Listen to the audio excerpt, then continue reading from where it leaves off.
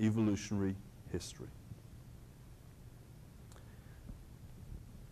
So given that mosaicism is the dominant theme when you look at the genome architectures. Yes, you see conservation of those order of the structural genes, but mosaicism is what stands out as soon as you start to look at where the genes came from. And so how does mosaicism arise?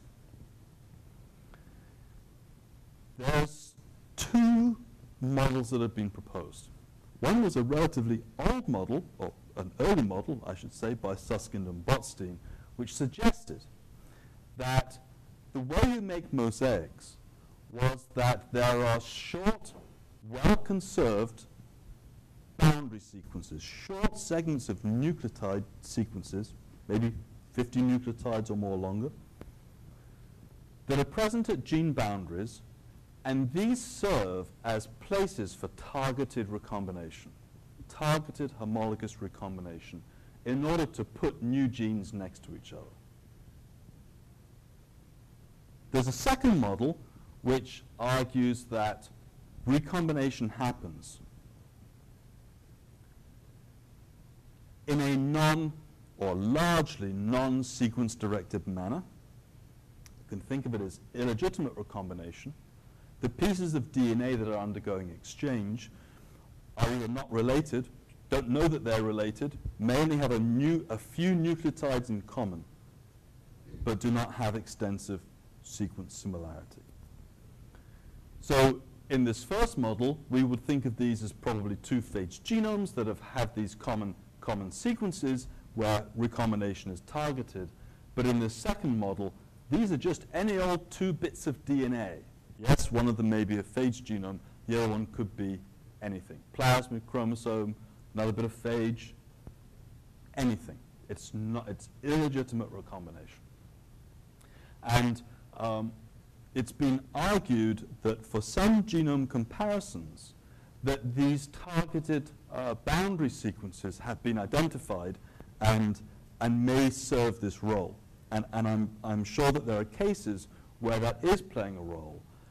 But typically, for the vast number of mosaic junctions and boundaries between genes that have been looked at, these target sequences cannot be found.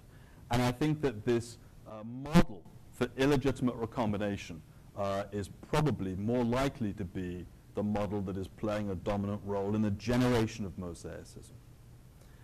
In the cases where mosaic boundaries can be identified or assumed, they appear to be at or close to gene boundaries. And that's probably simply not because the recombination is targeted to gene boundaries, but because the need to conserve gene functions, and therefore by maintaining an open reading frame, a protein encoding sequence. So and I think others would favor the idea that illegitimate recombination is playing a large role in the generation of mosaicism. It's probably a rather inefficient process. But with 10 to the power 25 infections per second globally, perhaps 3 billion years of action, and 10 to the power 31 genomes, frequency is the last thing that we really have to worry about. It may be infrequent, but it's very creative. It's what gives you new genes. It's what gives you those 2 genes sitting next to each other that do not sit next to each other in other genomes. So I think this is probably an important mechanism for generating mosaicism. It is clearly not the only type of recombination that happens. There is an enormous amount of homologous recombination that can occur between common sequences that will resort genes that are different to the left and the right of the recombination point. And this will be mediated by either host or phage-encoded recombination systems. But simply doing homologous recombination does not in and of itself generate new mosaic boundaries. You have to do it by one of these 2 mechanisms.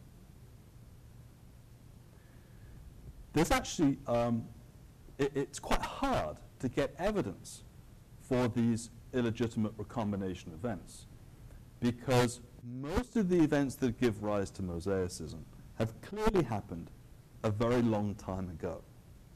And so finding the events where you can make some reasonable interpretation as to what happened to give you that structure, those events are relatively rare. And I'll show you one, which is one that we've described for a bacteriophage called Giles, where at the very end of the genome, this is the Giles genome and this is its right end here, there is a small gene that has been annotated as having similarity to a gene called MET-E encoded by bacteria.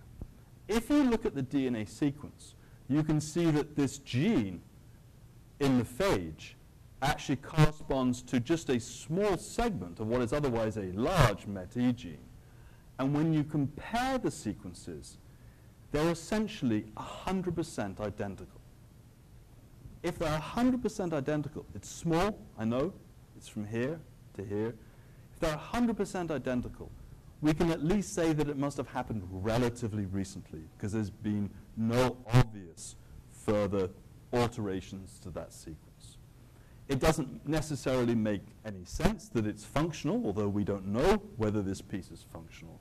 But it certainly does not appear to have been generated by any kind of targeted event.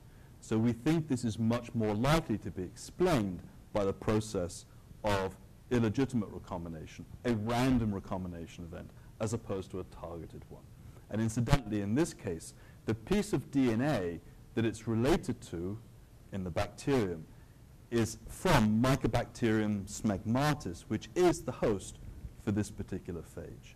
It's not 100% identical to a bacterial genome sequence of any species other than Mycobacterium smegmatis, which makes us think that that's actually where it did acquire it from. It's possible that it acquired it from propagation in the laboratory. Alternatively, it could have been 10,000 years ago. We just don't know. But that does appear to be that it came from it or a very closely related bacterial species. So we have all these genes, and they're all being swapped around. I've told you that we can make some interpretations, especially from gene order, about structural genes, at least in some of these genomes. What do the rest of these genes do?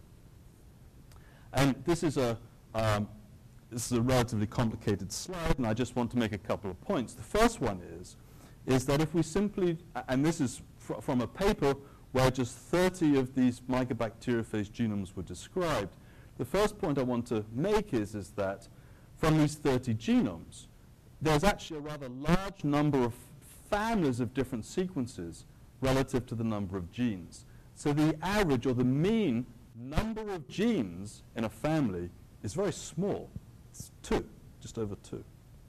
So there's we have lots of genes, but they represent a rather large number of different families of sequences. So that's an issue about diversity, and reminds us we have lots of different genome sequences, and therefore we have lots of genes to think about what they do. One of the most obvious things that you can do with genome and gene sequences to try to find out more about what they do is to compare them against known gene protein sequences and find out if they're related to something that's been previously sequenced and for which a function is known. When you do this with bacteriophage genomes, it's true for these mycobacteriophages, but it's true for other groups of phage genomes as well. Only 15% of these families of unique sequences are related to other things that have been seen in the database. So this is a set of genomes that infect a common host.